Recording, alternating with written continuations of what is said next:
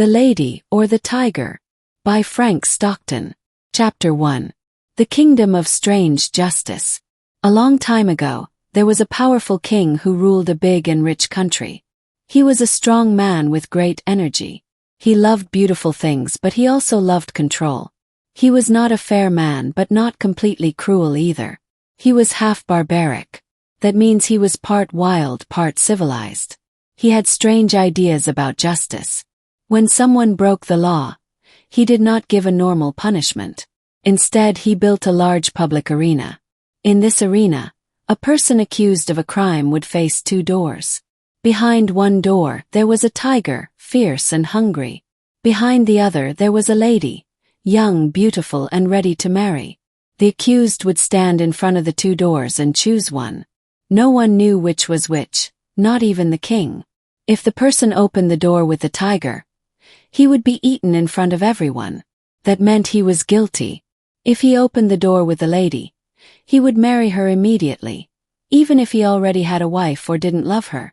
That meant he was innocent. To the king, this was fair. There was no trial. There were no arguments. It was all up to fate. People from all around the country came to watch these events. They loved the drama, the surprise, the sudden deaths, or quick weddings. It was entertainment. But the king saw it as justice. And so, the arena became part of life in the kingdom. People feared it, but they also celebrated it. Then one day, the king faced a new problem, one that touched his heart deeply. Chapter 2. The Princess and the Young Man. The king had a daughter, the princess. She was beautiful like a summer morning. Her hair was dark and long, and her eyes shone like stars. But she was also strong, proud, and full of passion. She was her father's child, clever, bold, and yes, half barbaric, just like him. In the royal palace, many young men worked. One of them was a handsome young man with a kind heart and brave spirit. He was not a prince. He had no title, no money, and no famous family. But he had something special, a dreamer's soul and a smile that made people feel warm inside. The princess saw him one day in the garden. He was helping the old gardener move flowers. She looked at him. He looked at her.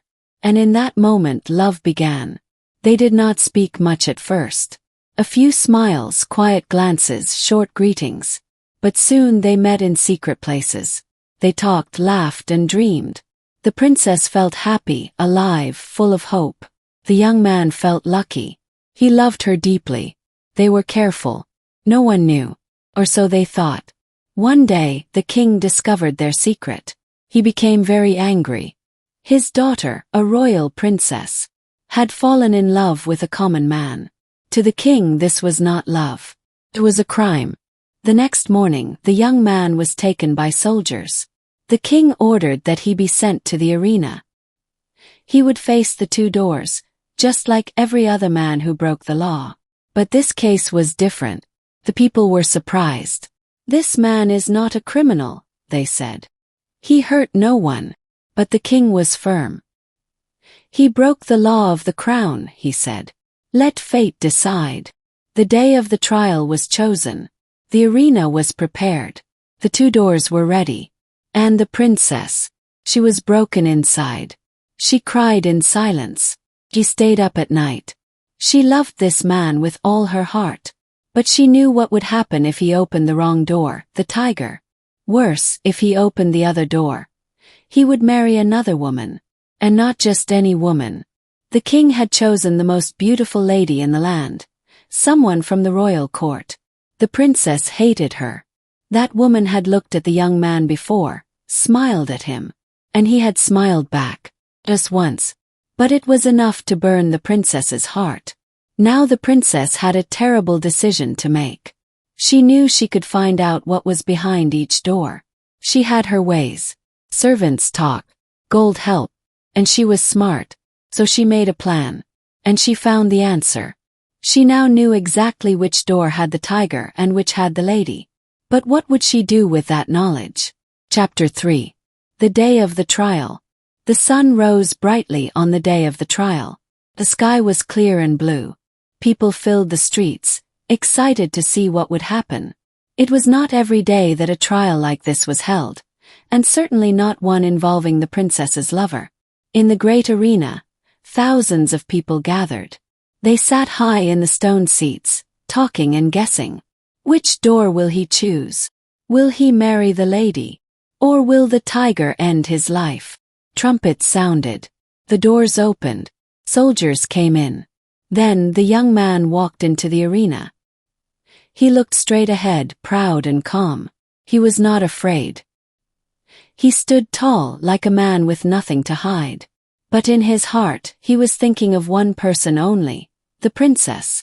She sat next to her father, high above the arena, dressed in fine clothes. But her heart was not fine. It was heavy, full of fear, love, and confusion. Their eyes met. In that one look they said 1,000 words. He did not speak. She did not speak. But he knew she had the answer. He trusted her. She loved him. He knew that. And he believed she would save him. He looked at her, waiting for a sign. The princess raised her right hand. Just for a moment. Very quickly. No one else saw it. But the young man saw.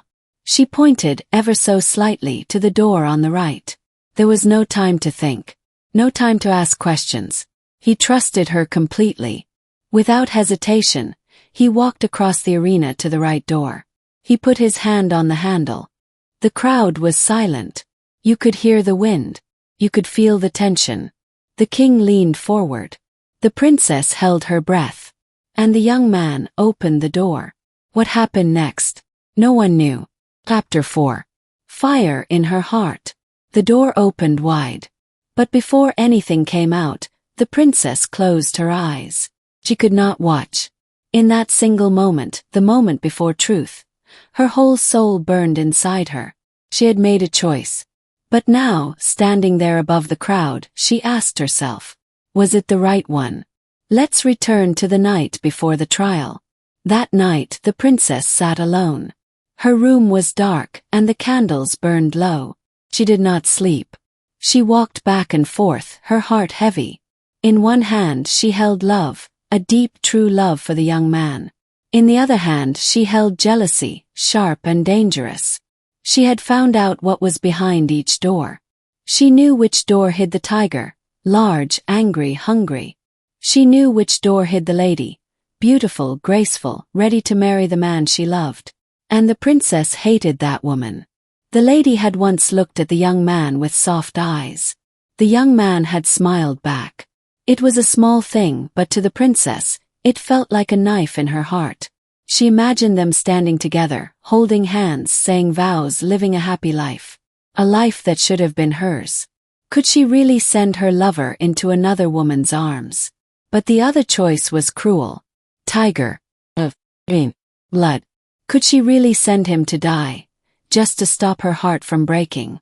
She thought all night. She cried. She whispered to herself again and again. Finally she made a decision. And she stood by it. In the morning her face was calm, her body still. But her heart, it was fire.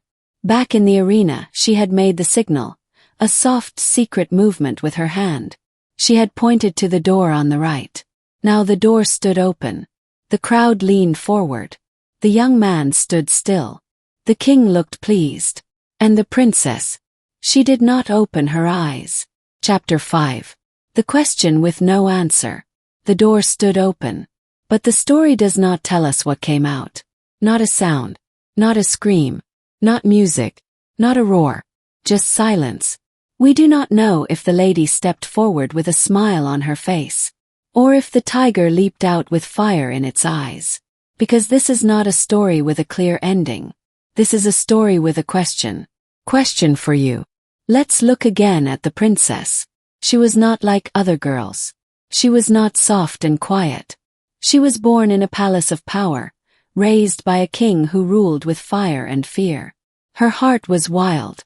She loved deeply. But she could also hate deeply. She loved the young man. But she hated the woman behind the other door. Even more. She had dreamed of marrying that man.